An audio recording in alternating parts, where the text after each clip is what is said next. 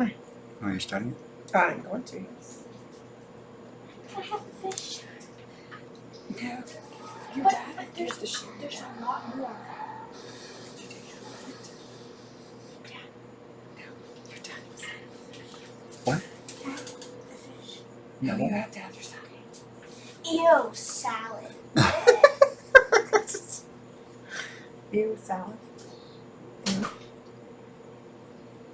Hello, everyone. Hello. It's Monday night. We're streaming on a weird It's night. Nigel from the Vatican. Oh, cool. We were just looking. We were just looking at the post you made about your frames. I know. I was like, all right, I'm gonna have to go look at the site then.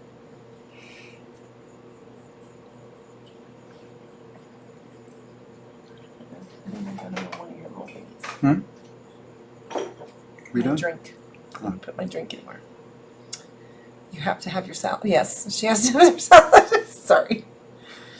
They listening to that? Yeah, we're listening. Yeah, it was on already. She was trying to eat my fish I know. because Oh, I eat later in the night, and if I'm not quick enough, I don't actually get my food. So, which is kind of funny.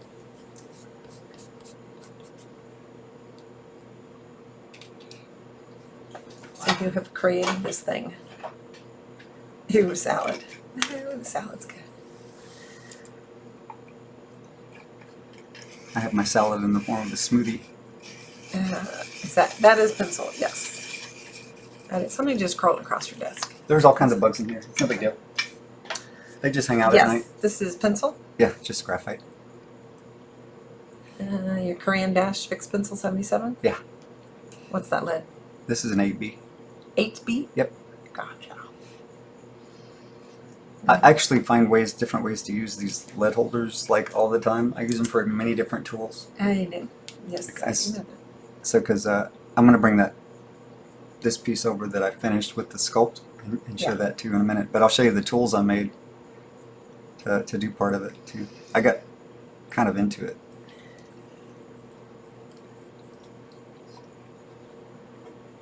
So Nigel from the Vatican is on here, and he does these beautiful frames that. Some of the most gorgeous frames that we've ever had on pieces. Yeah. Yes. What is And I don't think he needs advertisement because I think they have so much work that it's That like is true. there's I know, always but a waiting if you want to list. see some But beautiful frames, go look at the Vatican. yeah, it's one of those frame makers that you have to kind of get on a waiting list to get their stuff most of the time. Because they're gorgeous. You are welcome. He said thank you. Oh, you're very welcome. I know, but I have two more that have yet to have paintings of them. That doesn't matter. Oh, I know. Well, I mean, but just I like would the just the start circular collecting one. Vatican frames I know. and eventually fill them up. I know.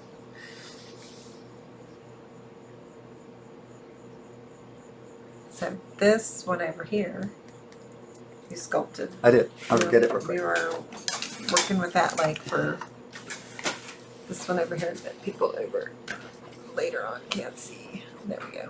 We have two cameras going. How do you prevent fading, and do you use some kind of varnish? It uses a workable fixative usually on the finished pencil pieces. And a matte medium varnish. You know, an acrylic matte medium. Hello, Daryl. Oh, is Daryl on? Yes, he is. Told him we were going on. Oh, cool. Well, the way you prevent fading is you never Well, place first off, any artwork in sunlight. yeah. First off, graphite, regular graphite doesn't fade very often. Not very much at all. It's very stable. is really That's one of low. the reasons why I use it so much. But Oh, it's just really low. You can't see. yeah, but if you move it, it changes the focus. Oh, I don't want to do that. So this is the piece that I sculpted. Kind of, it's based on this one. I mean, there are differences. My idea wasn't to reproduce it, line for line, but just the feeling of it as I did it. So Now I have to get a shadow box frame. So yeah, and I have some primer coming in to be able to prime it, and I kind of want to take it up to white and then put it on a white background, Mm-hmm. and then And shoot be it, able to photograph it with the shadows, paint. and maybe it, paint right? on top of it. Yeah. So and as I In the was Bogart, it says it's starting to look like a series. Oh, it kind of feels like that. It's they're just sort of happening. I'm not intentionally doing it that way, but it is sort of kind of happening that Yeah, way. you were the one who Yeah. said that they look like they're. They- Oop, that's from the back. That's from the back side of that. It's okay. It's just graphite. Oh, look, I messed it up. There's stuff all over. the That's fine. paper. It'll be fine. So so there's this, and as I was doing it, I started really getting into making my own kind of tools and things. Where Now you have. This has been. Huh? This is baked in the. these are all been baked. They've all been Everything's baked. been baked. This Yeah. is super Super sculpty. sculpy. Medium or firm weight or both? Medium mixed with firm. Yes. And I got some brass tubing to start making kind of my own shaping tools and things like that. And then the brass tubing is 1/8 of an inch, and they fit perfectly in the 3mm Coran Fixed fixed pencil pencils. Coran dash holders. So it's like it works really well. Oh, there's the back. That's just like a no-see-em or whatever, one of the mosquitoes. But I got like super into. I think it's interesting because when you start to, I haven't done enough sculpting to say what I think is, what are the.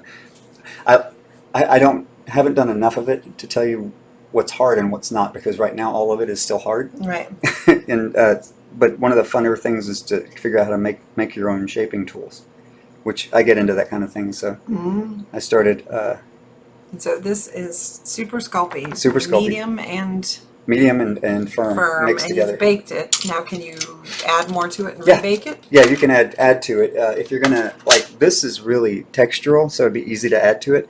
If it were smooth, you would want to have to use a little bit of Vaseline on top. You just wipe on a little bit of Vaseline and then wipe it off, and it changes the physical structure underneath, and then Yeah. Sculpey will stick to it again. I And got this- that from the Shiflett Brothers forum on Facebook. Right. Yeah, so that's the Shiflett Brothers Sculpting Sculpting Forum, Forum, yeah. which has like 30,000 members now, and Yeah. you put out a questionnaire. And So it's a good forum to go to, even if you're not a sculptor, because you get to see all kinds of, just beautiful art posted Absolutely. there. Yeah. and this is just fired. It's just baked in an oven. Yeah. So Yeah, and it's pretty thin, but it didn't take long. It was this, you bake Sculpey at 250 degrees for like 10 or 15 minutes. mm, But, and you just have to be careful with, because it's very, like this has a little bit of wire underneath it to the thin parts here yeah, to keep them from cracking and moving. I mean, but this would be very easy to break right here. yeah. Because and I had to figure out if I wanted to do it as it's not really a true relief because of the arm coming out, I guess. But like if you look at this, if I could have done it so that this was more of a dimensional, kind of a flatter sculpt, so that it looked like a more Well, like and easier to frame for me. well, but yeah. no, But when I did it, it just looked better like this. It does look better like that. So. Yes. Are you going to paint it? I might. I'm thinking I will. Either it'll be subtle if I do that. Because Sculpey. Yep. yeah. It's Sculpey. So, and I don't know, I might get around to doing this one too. I actually wanted to bounce back and forth, and I did the drawing, so that I could then do the sculpture, and then I want to take the sculpture and light it, and then do a painting, Uh-huh. which is something traditionally that people used to do quite a bit in Yeah. in classical, painting. And I know a lot of people. This is actually, I'm going to do a post on Muddy Colors about it too. But there's a lot of people like James Gurney that does maquettes and things of almost everything he paints. He does a maquette of, Oh yeah. and it's the same thing. I mean, and people used to spend a great deal of time sculpting a likeness into a bust, so they could have the bust as reference for the painting instead of having the person sit there the whole Right. time. Right. But yeah, Very it's cool. kind of the same thing. It's really hard getting these guys to sit still. So. What? Because they're transient beings of Oh. interdimensional wavelengths. What are you? What the hell are you talking about? What is it they said?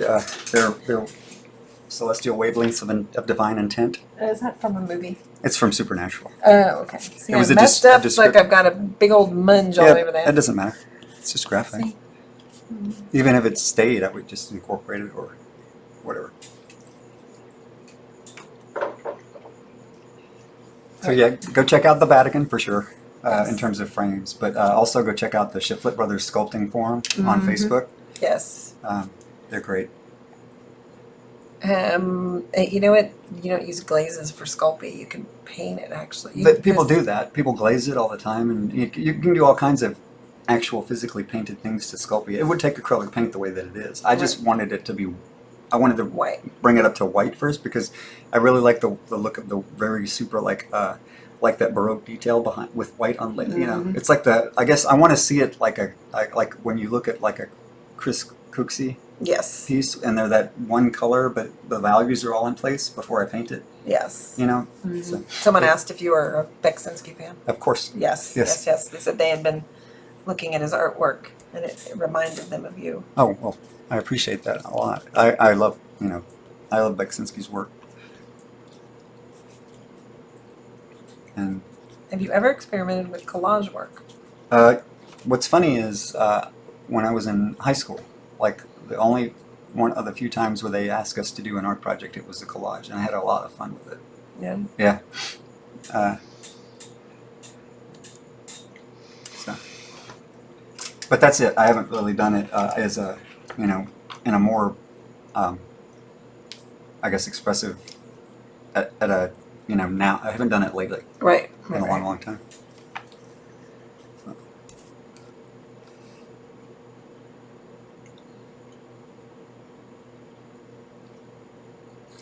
So when I started working on this, I was using the Tombow Mono's 100 6Bs, and then when I get to a point where I like really want to go in and start playing with the texture and the detail, then I use like the mechanical pencil with an 8B lead that I can sharpen easier and faster with the mechanical, because you can sharpen them easier. You know, these are you can get razor points on these things, or needle points with the get needle points with these with a drop the lid. End of the lead. Oh, yeah, there's still a lot left. I can see.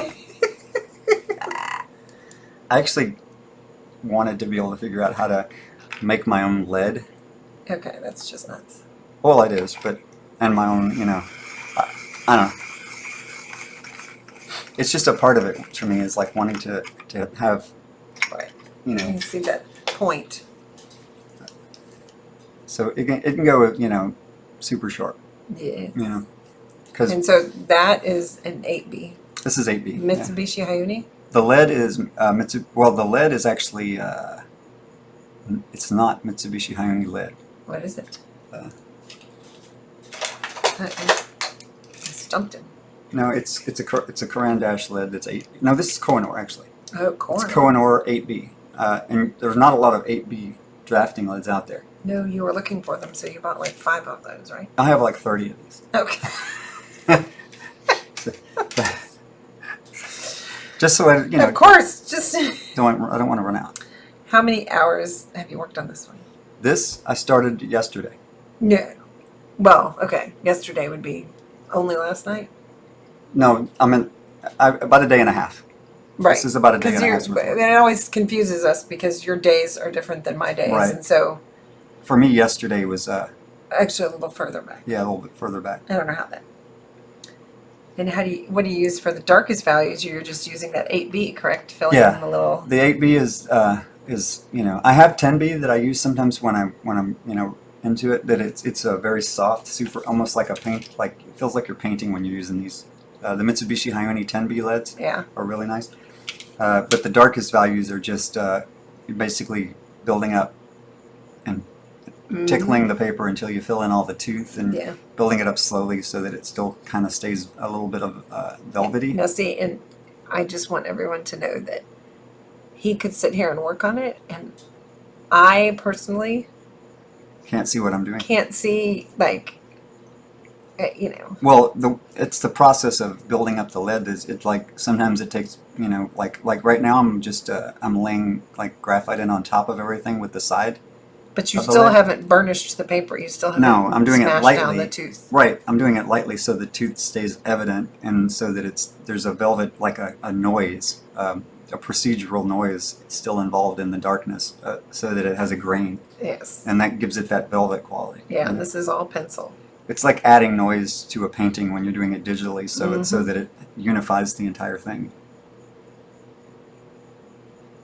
So, Do you enjoy the artwork from Tales from the Crypt? Tales from the Crypt. Creepy magazine and stuff. Oh, I like used that. to. That's one of the books I used to collect when I was younger. Yeah, definitely. You know, and is that Tales? Then House of Mystery, Tales from the Crypt, House of Mystery, Eerie magazine. I loved all those. I used to get heavy metal when it was, you know, well, it's still a magazine, but from earlier on when it was, In the 80s. and yeah, when it first came out.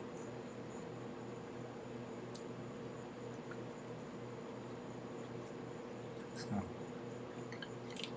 And a lot of at this stage right now, watching me work is basically like watching me. Paint dry.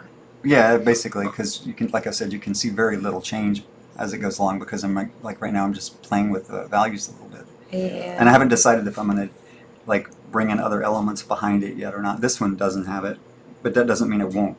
You know, Right. you know. So, Right. and one of the things that I want to point out too is that at some point, if I, you know, I might finish this totally and decide that there's an element of this that I want to emphasize, and then start another drawing just based on that element. Ah. You know, I do that quite a bit. Like in this, like the reason this one started, I think, is because I enjoyed the just the ridges and stuff that were happening like here and how that would look in dimensions. Mm-hmm. And I like the you know, when shadows start to mold a form. You know, when you start to get, you know, bigger areas of shadow. Yeah. So this one has more of that happening, and I see that right that up here. ridge is still, you know, kind of in there. And Right. at one point, this entire shape here was like ended in almost kind of a skeletal face, but then I got rid of the face and just let this be sort of an abstract head. Right. You And know. this paper is the Strathmore 400 Strathmore series, 400 medium weight. series medium weight drawing paper. Right. Inexpensive paper. I kind of went to it for a couple of reasons. For these kinds of drawings, I'm apt to just jump into them instead of worrying about the expense of the paper. Right. If I work on super expensive paper, I tend to stop at the beginning and make sure I'm doing something that's, I guess, you know, worth the paper I'm working on. Whereas with Strathmore, it's good paper that's inexpensive, and I can start it. There's just some things I can't do on it. I can't add, like I can't brush on matte medium because it's too thin. Right. Right. So if I want to do that, I'll have to switch to another paper. You know? Gotcha. But I can use an airbrush and spray on a matte medium very lightly. Ah. That will do the same thing as a fixative. At what age did you start drawing? I have been drawing for as long as I can remember. So the earliest one I have that my mother had was the card I made for her when I was 3. Remember that? Mm-hmm. It was the little dinosaur card that had monsters all in it. Yes. So that would be probably the earliest evidence of drawing And that you I are have. 54. And I'm 54. I'll be 55 in December. Oh. December 17th, by the way. Yes. So, Because we don't celebrate his birthday enough. no, I'm joking. how many birthday parties for me have there ever been? Oh, you got sushi this year. I got sushi. Yeah, that's true. A surprise sushi. I don't really care about birthday parties. Surprise. I just sushi want the dinner. presents. No, I'm just I kidding. I know. That's why I always get you the party and not the presents. No, sushi's always fine, but you know, right now it's problematic. Duncan's birthday's coming up. Yes, we will have an 18-year-old soon. Let's see. Do the arms have religious meaning in this piece? There's a geometry, there's a deeper meaning to it, or have you not? Have you not I- fully realized this guy yet? He's not entirely fully realized in that, like, the narrative isn't completely formed. I have some, like I said, with a few of these, there's a bit of writing that I like to put with it. But I'm unsure if the writing that I have actually is supposed to be with this guy or not. This, you know, entity. Mm-hmm.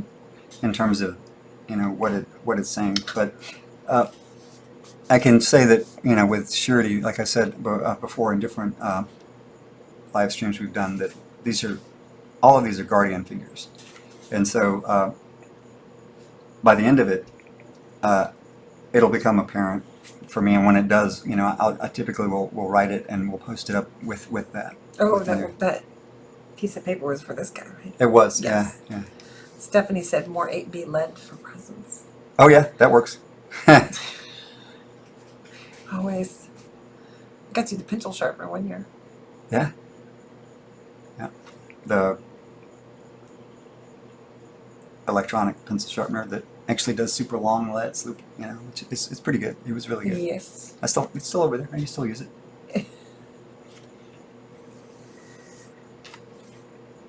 But, so this is not what you would call a dynamic drawing session. It's more of a fiddling kind of noodling drawing session where I kind of bounce around to different areas, and you know, sometimes it's kind of cool to just change things a bit. It's your kneaded eraser. Yeah. Oh yeah, the dog was chewing on a kneaded eraser the other day. That's how I get them soft. Oh, I'm God. kidding. You're so gross. No, but The problem is he chews it up, doesn't eat it, leaves it all over the carpet, and then if you don't see it, you can step on it.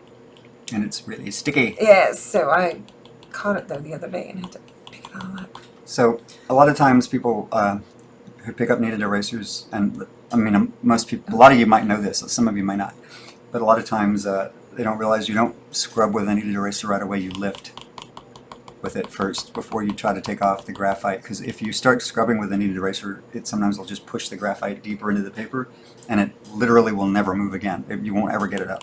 But if you do the kind of tapping with it, you can bring up a lot more and see how you start modeling the form. Yeah. It's just, you know, treating every drawing as an additive and subtractive drawing is the way you have to go about it. You can go, I mean, the only problem you can have is if you get into a state or point where you've done the erasing so much everything starts to look too soft and you have to go back in and tighten it up. Right. Didn't Just you just tighten this up and then you're taking it up Not again? not that. I was working out on the edges, Uh-huh. and then I start looking at the whole thing again, and there's like I wanted like certain like blank areas to see as to read as a rhythm. Mm-hmm. Oops, sorry. So Byron asked if you've ever been approached by film producers. He has worked in film. I've done some concept art for different movies and stuff. Interestingly enough, it's very rare that I get to work and do the concept art that's like the work that I do. Has happened once or twice though. I did some work for the Hellboy reboot that was, you know, essentially they just said do the kind of stuff you would normally do for yourself. Yeah, but you like the other kind of work too. Oh, I like all of it. It's just that it's interesting when somebody will, like, I got to work on Space Jam, which is like something you might not ever consider thinking that I would do based on the kind of work that you see me do for myself. But I also did some work on a series coming out. Well, I don't know how long it's going to be now, you know, since everything is on hiatus. But in some ways, it's like a very delicate pointillism. There's only, I do use a little bit of, well, okay, so I've mentioned this, I'll say it again, that like when you use the side of the pencil, you pick up the tooth of the paper, right? And then, you know, you go back with a sharp pencil and start to, wherever the tooth looks like it might accept it, or wherever the drawing seems like it needs it, you start incorporating that, you know, bit of pointillism you're talking about. And if you do it in a few key areas over the piece, it'll look make it look like the whole thing is done in pointillism, whereas actually, like most of the time, this is the tooth of the paper, and then I'll go up like to the edges if I want to blend something out and just kind of touch it, and you can get to a completely smooth drawing if you do this enough. Now with pen and ink, you can get a photorealistic pointillistic piece, but when you're close up to it, it'll still look like dots. Like stipple. Right. With That's graphite, not the same with graphite? Well, graphite, you can go all the way to glass smooth with it because you're using both the side and doing because if I want the shadows to get smoother, all I have to do is go in and do a little bit of that kind of stippling method on top of it, and it'll fill it in gradually instead of destroying the tooth of the paper. You know, but it's just about being selective about where you do it and making it visible in some places so that it establishes, and I guess you could say it visually establishes intention. Like if I have kind of a stipple pattern in here where you can see it easier, then you read the whole thing as being done in stipple. Right. It's just Right. Memore says that I've been doing the erasing technique because of these streams, and it helped wonders. Oh, good, good, good. Yeah, it's there are plenty of drawings that I've done that actually I've spent 90% of the time with the eraser, Right. getting all the shapes and forms, and then I go back in at the end and like tighten up little areas to make everything look, not so that everything doesn't look so soft. Right. The Right. danger with using erasers and blending stumps is that you can make everything look kind of marshmallowy. And then you have to go Right. back in, unless you have a reason to do it that way and want it to look that way. Right. You go back in and tighten up areas and work into it again, and that It's sort of never just laying Right. down the pencil and erasing. Right. It's always back and forth and back and forth. yeah.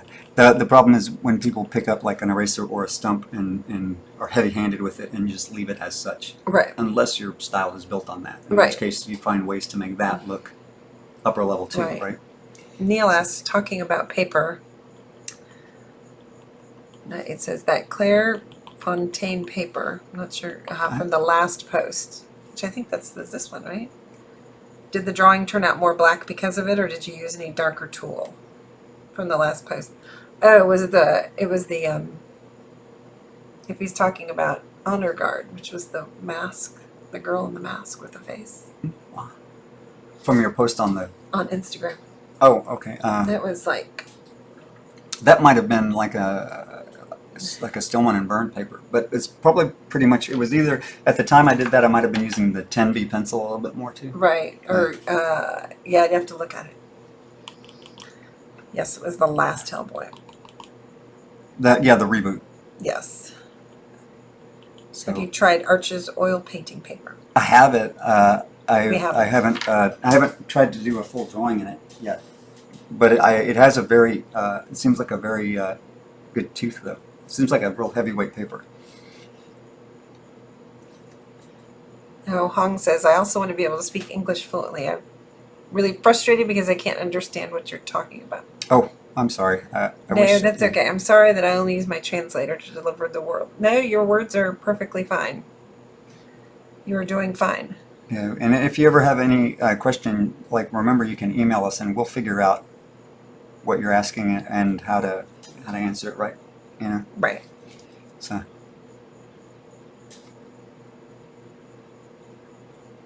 You need to be able to close caption you. oh Reference or inspiration sources? For this particular piece, you referenced your own piece, well, didn't you? but I if you look at my desk, I have like bones, and this is something I've been looking at a lot lately because it has a lot of sorry, It's gonna drop. it has a lot of shallow texture to it because it's this is a fish skull, by the way. And What particular fish is that? I don't know, but it has. If you look at it, it's okay. You know, you get up close to it. There's a lot of really nice texture to it. I can't And- see it on this one. Well, I know, but I'll Okay. get back to it. But, so, and it has a. I mean, you can see it sort of represented in there, you know, in different ways. But I have this kind of stuff all over my desk, so It's true. I There's rocks. just keep things. You know, a piece of wood that Vicky found when she was walking Oh, that I like quite a bit. This is one that the dog brought out of the garden. That's cool. So, there's all kinds of this I like. think the little dog brought that one out. That is a cool So, one. and here's something I sculpted I like that in ZBrush. fawn and the inappropriate position. This is something I sculpted in ZBrush that I printed, but I want to you know try to sculpt it in traditionally, and then probably position it, light it, and paint it. You know. Oh yeah. It's hard to see her. Yeah. She's armless. Yeah, I noticed I do a lot of figures that are armless, and I think it's maybe just kind of speaking back to when I used to look at sculptures in museums and things online, and you would see because the arms almost always were, you know, probably by the time it reaches the museum, they break it off. Yeah. The arms Yeah. are broken, and so you see a lot of armless sculptures in museums, and something about that I imprinted on, like a Yes. duck. And normally we do not stream on Monday, but Saturday we didn't stream because you were out doing volleyball with Maeve, Yeah. and it just got kind of late. for She was me. getting ready for volleyball tryouts, so we've been spending some time doing that. Yes, and then Sunday was Father's Day, and so now it's Monday. We probably won't have a stream next Saturday. Yeah, because you're getting your 2 toes taken off. That's right. Good job, John. Vicky's getting her little toes amputated. So, That's another story. and they won't let me keep them. I've already asked. Oh gosh, so gross. That would be gross. I have pictures of it. I'll make sure and get pictures. What do you think of the graphite's shine? Some artists hate the shine. When you work gently, there's less shine, and if you can see it if you go to the side. You have to come from this side. Hold. So you can see that there's shine to it, right there. Yep. But normally people don't look at it, from such an extreme angle. They're looking at it like this. Even if you're looking at it from regular angles here, this is not too shiny. But if I want to get rid of it totally, that's when I use I'll mix up a little bit of matte medium, ultra matte medium, Liquitex, with a little bit of water, and I'll lightly spray it like 2 or 3 times, and then the shine will just be gone. Right. It'll go away completely. Yes. And it also scans much better at that point Because you don't have that. because you don't have the little bit of gloss on the graphite. Right. So, but that's just it's kind of simple, but it does have a kind of a really good, a profound impact on a drawing that's very shiny. If you cut that If glare. you cut the glare, it'll all of a sudden, the drawing starts to look like it was printed on the paper instead of burnished into the Right. paper, Right. Then there is also, But when you work on the ampersand clay board. when I work on the clay board, I actually don't want to get rid of the shine because it's kind of part of the piece. Because working on that clay board, I polish it so much that Right. it starts to end up looking like it's made out of metal. Yeah. It ends up almost looking like a silver plate photograph, Thank you guys. They're saying good luck with the surgery. Thank you very much. I'll let you know. So usually when I use the eraser to lift stuff off, it's a kind of a modeled value then, and I go back in and I can smooth out the edges so that it looks a little bit more graduated, Or I like it modeled because you can, like, if you're doing something like old metal, which I don't do a whole lot of hard surface stuff. I guess I should do some hard surface, like something metal, just so you can show it. It's like you can make really interesting metal techniques with an eraser, and The kneaded eraser. Yeah. All right, so you can visit our website at alanwilliamsstudio.com. You can visit our YouTube channel, which I gotta stick some more stuff up there, and that is at Alan Williams Studio. We have a Patreon, although it's just been dormant for a little bit, but that is at Alan Williams. Patreon.com/Alan Williams.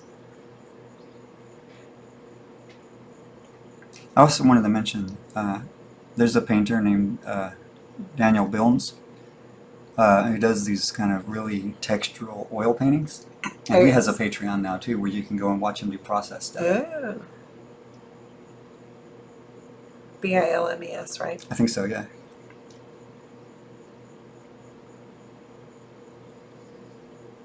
And I believe Scott Waddell has one as well, where you can go and he does like he's been doing like Bouguereau type master copies and things. Nice.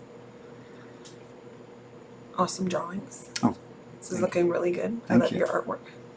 So one of the things thank you so much, by the way. One of the things I do though is, part of the reason I jump into the sculpting thing is if I get to a point where I'm like, I need to do something different, like change of pace for a while, I'll do something that I feel like is different than what I do, but still kind of informs what I do. Like I'll play with ZBrush for a while, or I'll sculpt for a while, or I'll shoot, like I'll go and do a lot of photography. I'll go through periods where I'll do different things, but I feel like all of that informs, Right. everything else that I do. So.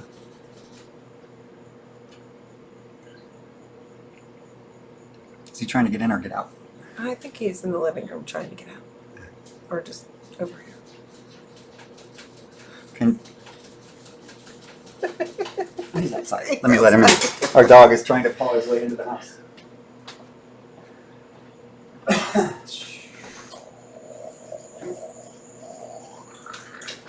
There he is. The dog. Come on. Loud man. Come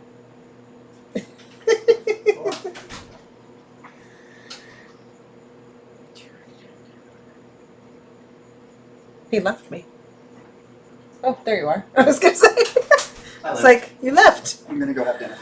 No, Yeah. this is gonna show you Ooh. because we posted this. That's the one that recently, goes too. in the mannequin frame. Yeah, I have a circular Vatican frame that I've had for over a year that I just bought because it was in their frame sale on their frame sale page, and And it was finally needed gorgeous. something to go into it. Yeah. It's beautiful. So.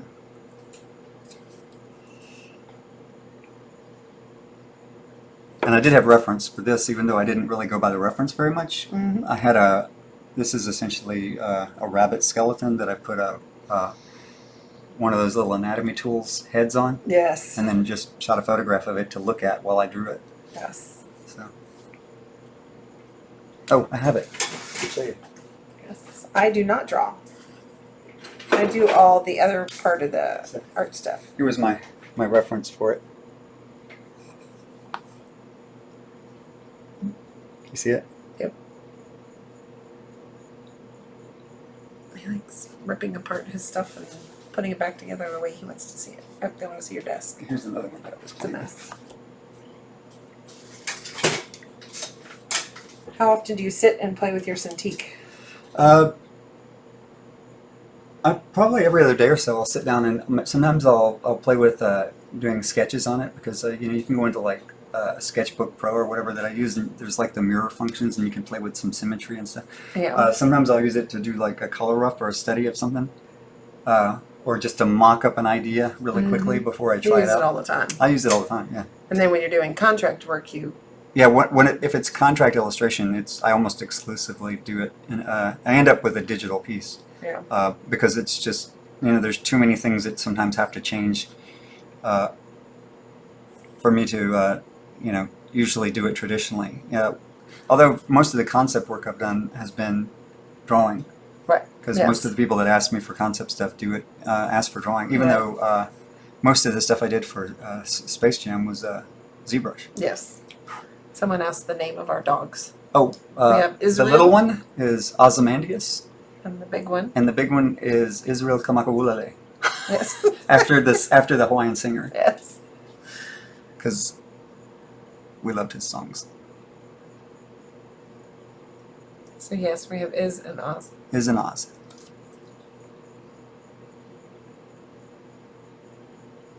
Because we don't need another dog. Well, she kept saying that, and then one night she left the house and came back with a dog. I know. I know. Do you It's- listen to music while you're drawing? Look how I deflected there. Sometimes I do. I actually listen to music and I binge watch things that I've already seen.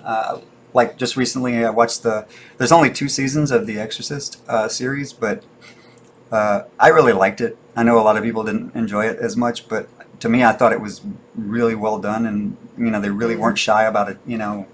About digging into it. And I don't know. I had a really good time watching it again because I had forgotten most of it.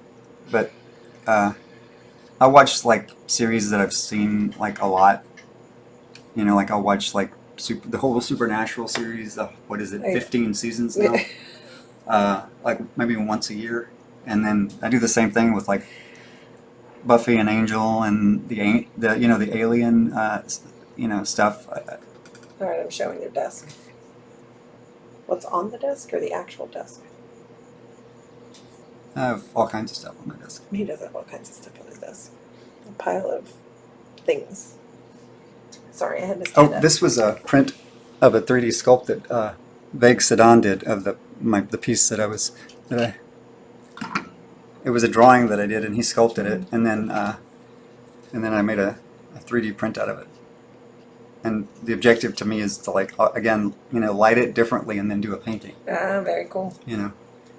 Very cool. Hello from Patagonia. Oh, Congrats from Patagonia. Patagonia. Oh, Love thank your you. artwork. Thank you. Beautiful piece. Thank you so much.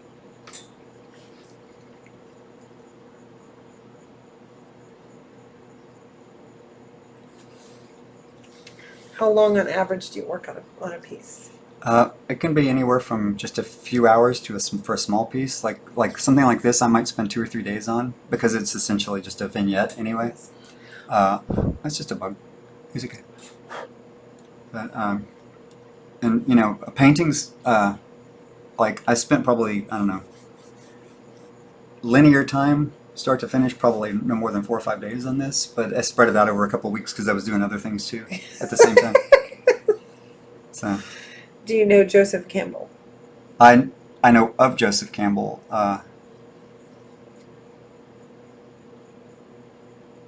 What's are you specifically? I think he's an author, right? Mm-hmm. Yeah. And a philosopher, if I'm not mistaken. Yes. It is an awesome desk. Nigel says it's an awesome desk. Oh, thank But yeah, and the actual desk is gorgeous. If you look at, I've got stuff wrapped around it, but it's very, it's a recast of like a 1920s industrial drafting table, which it crinks up and tilts. Mhm. It has all these Someone asked if you drew 8B on your lead holder with silver Sharpie. Is that what you said? This no, I had briefly had one of those Glowforge laser cutters, Mhm. and so I basically laser etched 8B into my pencils. Okay. And the ones that I was having fun with it, but it's not something that I would. I could see a lot of uses for it, but obviously, when you have something like a Glowforge, the only real limitation you have is like what I would want to do is use it to like take something like this and etch it into wood and then paint it. Somebody who does a really good job of that. If you want to look on Instagram as Engraver's Dungeon, Oh yes. does some really beautiful etched line work that he also paints, and he did a few pieces of mine like that, and then but check it out because it's very intricate and detailed and stuff. But yeah, I kind of had a lot of fun with that thing. I made like a bunch of boxes, like these little boxes here. I made with it, pieced them together. They're like little these little dovetail cuts and stuff. My thing is that you have to get into it enough to know how to make it look different than Right. it does when you just get, because a lot of the stuff that people make with them ends up looking like anyone could have made it, because it's all kind of made in the same way. But then you find somebody that knows how to use it right, or an artisan or an artist that does it, and they're like, Yes. and it looks way different when you've Like spent the Engraver's time. Dungeon. Yeah. It's like When you spent the time to learn how to use it and to make it your own, it's Beautiful. incredible. But when will we get to see the piece Gate of Fire? Oh, Such an amazing work. the Gate of I actually have that piece out over there right now that I was starting to work on it again. It's funny you should mention it. Probably within the next few months, I've been wanting to get back into it and resolve it, finish it. Do you have a current favorite modern surrealist? I have a difficult time picking somebody and saying they're my favorite. I have a lot of people that I like a lot. A lot in terms of people. I don't know if you would call them surrealists as more as, I guess you could call most of the people who do any kind of visionary art that incorporates, fabricated imagery, kind of surreal. Mm-hmm. But I mean, I like Nicholas Samora a lot. Oh, yeah. Nikolai Samora, I think I'm saying his name right.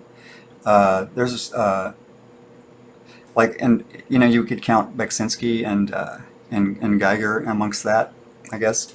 Right now, a lot of the names are just like I'm having one of those brain things where I can't think of anybody's names. It's Monday night. It's okay. Yeah, That's all right. but Do you use any Blackwing pencils? I like Blackwing. Oh, Wayne Barlow.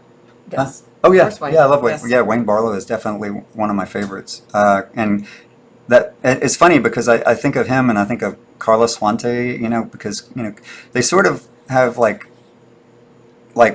Carlos focuses a lot on like the human figure distorted in many different ways, and Wayne is more like abstract features incorporated into figures. I don't know. It's they have slightly. I mean, they have different ways of going about it, right? But there is a definite there's a relationship in the work, and maybe it's just the fact that it's finished so well. Like the way that they finish their work is so beautifully done. I mean, they don't really look like each other's work at all. But those are two guys that I really enjoy quite a bit. What do you I think? like Claire Wendling's drawings. Oh, yes. Am I saying that right? Is it Claire Wendling? Mhm. Yeah. I love the expression in the work that she does, and I love the biological creature design of Terrell Whitlatch quite a bit as well. Oh, yes. The hands on the bottom look like a dancer's or a musician's. Oh, thank you. And in fact, at one point, the title of this piece, I don't know if it'll be the title or not, but I was thinking of calling it The Hand of Night. Oh, And but I have yet to have the rest of the narration for kind it. of finalized. Yeah. What do you think comes after death? Ooh. That's usually a late night I tend discussion to between us. I tend to think, and I've had this discussion with my kids. I tend to think that I have options. Like, it depends on like how I'm thinking at a particular time. Sometimes I find myself to be very empirical, and I think that. Oh, is it hot? Yeah. It is hot.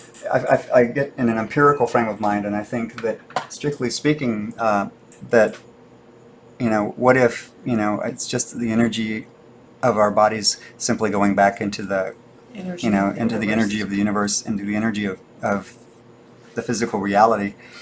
And I think that's not so bad, And then sometimes I think, but really, aren't we always kind of discovering new types of energy, and like the fact that right now, that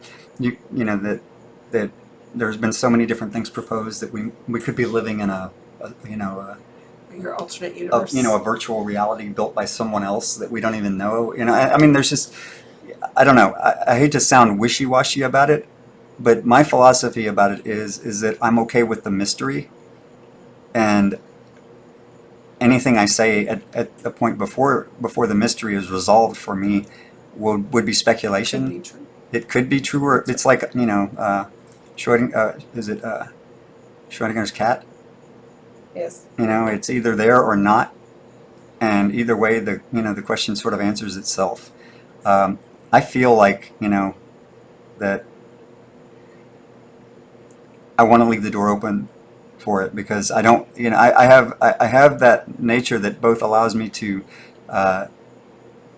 want there to be an answer, and to realize that there's no final answer, no finite answer, so I actually don't trust people, or trust philosophers that try to answer it for me based on finality, like give me a finite answer to this, Right. Because I don't expect all my questions to be answered, and I feel like anyone who claims to be able to answer all your questions is trying to sell you something. Yes. Okay, here's an easier one. Do you do perspective in other drawings? Oh, I avoid perspective quite a bit, just because. Discussed that before. Well, but mainly because it's very difficult for me to, like, whenever I start actually. There are a few people that do perspective, and I look at it and I go, these are really beautifully, they're living lines. But Right. a lot of people do perspective, and as soon as they lay a ruler down on the piece, the drawings, the images start to become sterile to me. And I think part of it is because when you look at perspective in the real world, if you look at my desk right now, there are definitely a lot of relatively right angles and straight lines, but none of them are actually right angles and straight lines. They're close. When you look at the real world, you look at a city, buildings don't line up perfectly, especially since they're laying on an earth that moves and shifts. So when you look at something that's generated procedurally with perspective, you have to be very careful that it doesn't die, because Right. the lines shouldn't be perfect. They shouldn't line up perfect unless the city was grown out of, like, a process all at once. Because for Right. one thing, so but it's basically what I'm doing is coming up with a really good reason why I don't do perspective very much. It's wait, it's that whole thing. because it would be hard. Hard.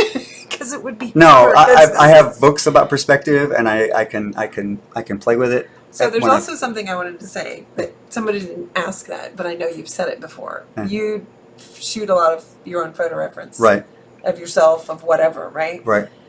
But I also know that you have said before that when you're using that reference, sometimes you're using it, and if you use it too tightly, Yeah.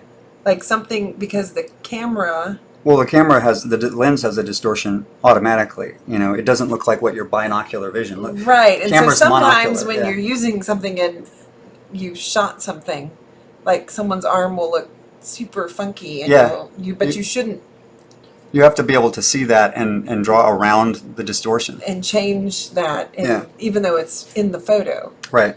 Unless that like fisheye lens part of it is part of your distortion. It's part of what you want in the piece. If you notice, somebody's really good at spontaneously generating items in perspective is Kim Jun-ji. Oh yes. And if you notice, though, almost all of his perspective is fisheye perspective. It's drawn on a curved plane. He never draws things that are perfectly squared out. Oh, They're yeah. always drawn kind of on a curved plane. Oh yeah.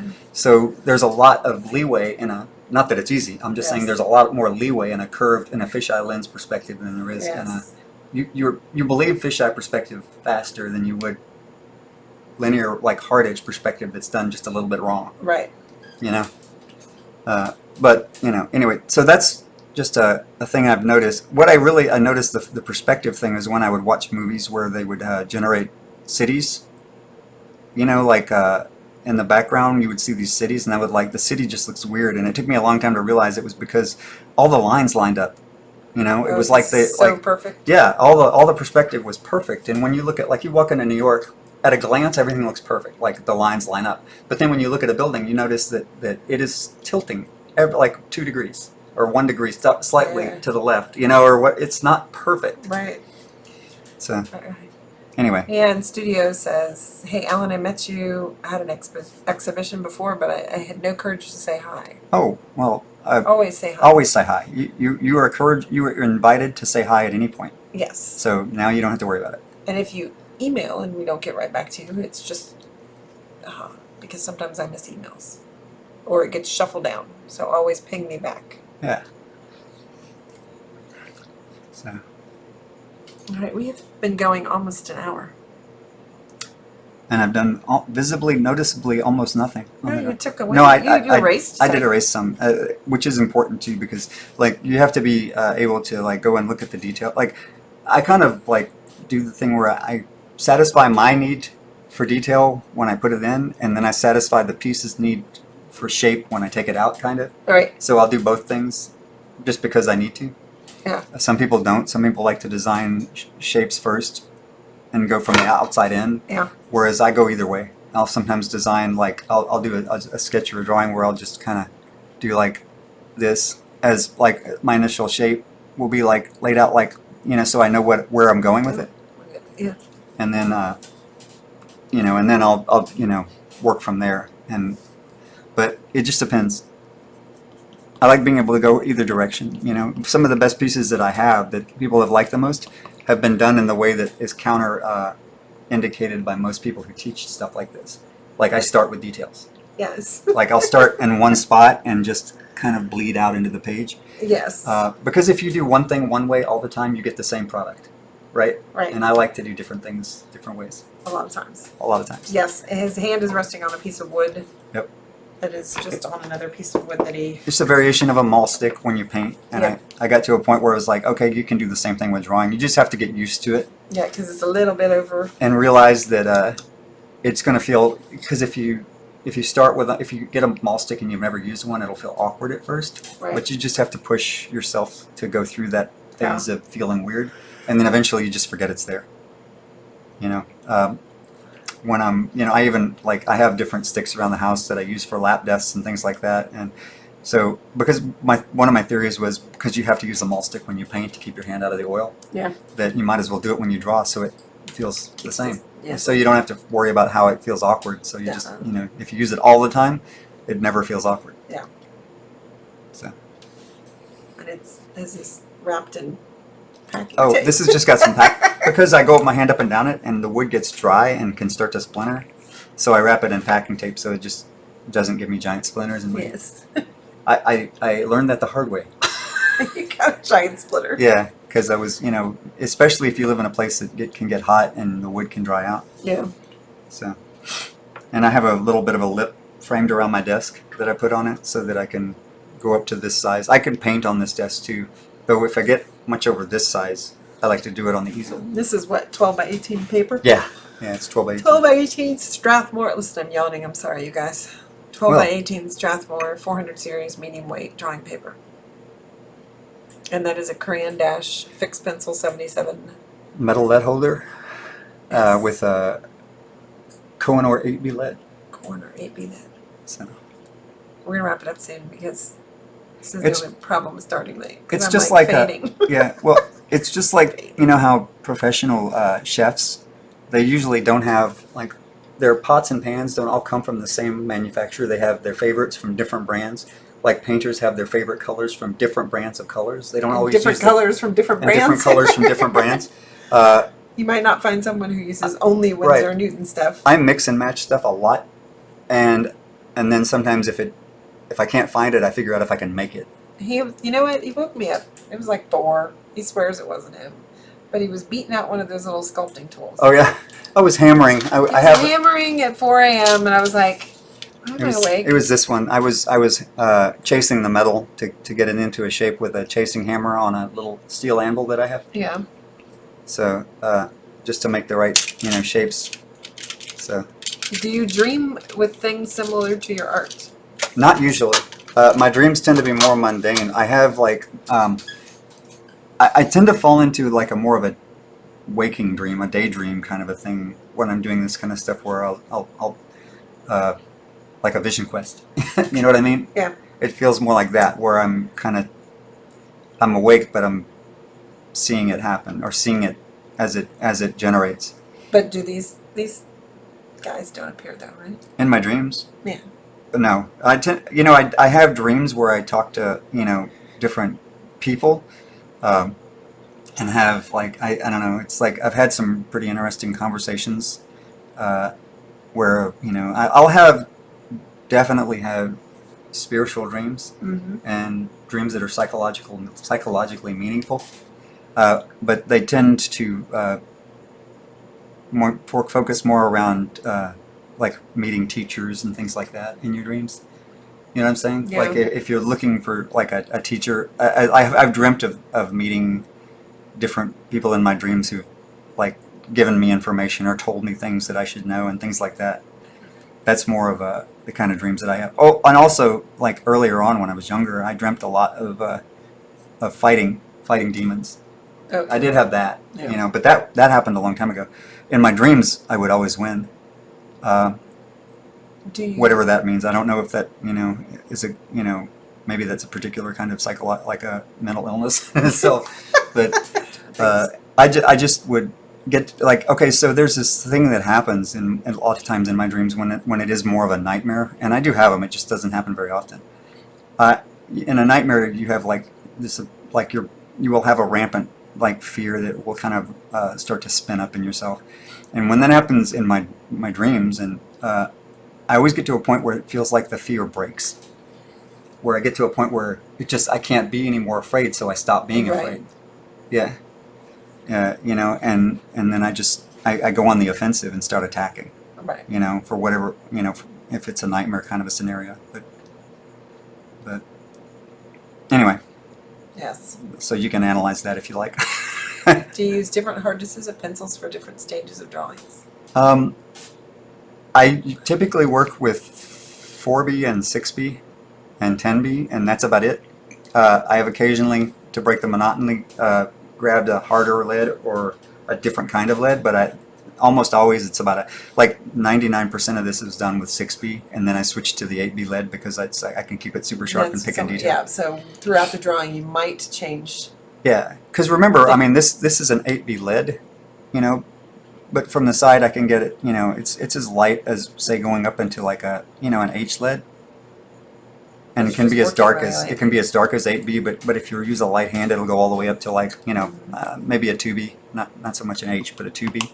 Have you ever tried reverse colors, black paper with white and gray pencils?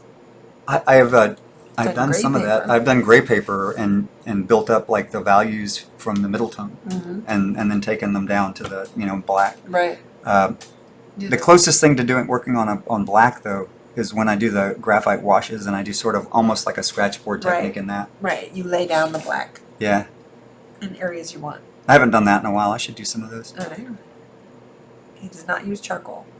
Charcoal, strangely enough, feels uncomfortable to me. I don't know why. I have a lot of charcoal to maybe one day I'll pick it up and suddenly it'll feel different. But right now it feels so much more like graphite. The graphite that I use feels buttery and painterly, whereas charcoal feels chalky Yes. and dry to me.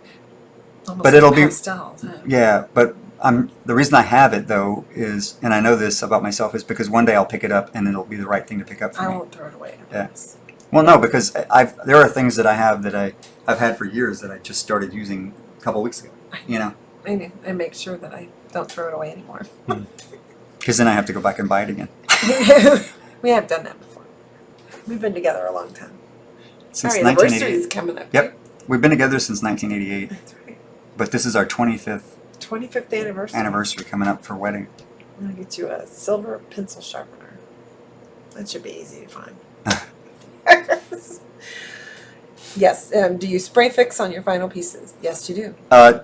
Yeah, usually I don't use spray fix. I do use spray fix if it's just going to be like, if I leave it. If I want to kill the matte though, kill the gloss, I'll use matte medium as a spray fix. But I do have regular workable fixative that I use too at the end. Yes.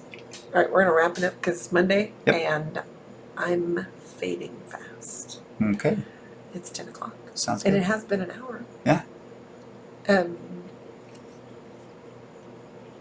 So you can visit us at alanwilliamsstudio.com or our YouTube channel at Alan Williams Studio, or you're here on Instagram all the time. And This will be posted up under the live, under, yes, this will be on our page under the IGTV, so you can see it. And we probably won't hit next Saturday. just because you'll be Friday. recuperating from That's right. from the toe cutter. From this. Thanks. I think there was a character in a story called Toe Cutter. Oh my God. I think, wasn't it a Mad Max guy called Toe Cutter? You I mean think there from was- the original Yeah, Mad from the Max? original Mad Max. I think there was a character named Toe Cutter. I can't be quite sure, but I don't. Wow, that's just pleasant. Now we're gonna look for that. Now you're gonna look for it too. You're gonna go, look, here it is. Here it is. Yeah, I'm fine. But I will. I don't know. People are giving thumbs up. Maybe Oh, you're thank you. right. You're probably right. I think Usually it pretty was right from on Mad this. Max. Yeah. Okay, we will see you guys in probably like a week and a half. Not the Saturday, but the Saturday after. It kind of depends on how you feel. And it has how I feel, yes. But I'll try to post when we're going to go live. Yeah, they said yeah. Oh, cool. There's the toe cutter guy. That's what I thought. Toe Yes, cutter. Yes. All right. I will talk to you guys later. Have fun. Stay safe. Wear a mask, please. Yep. For everyone around you. And just be safe and draw. Be safe and draw or create. Cheers to you all, too. Thanks for watching. Thank you.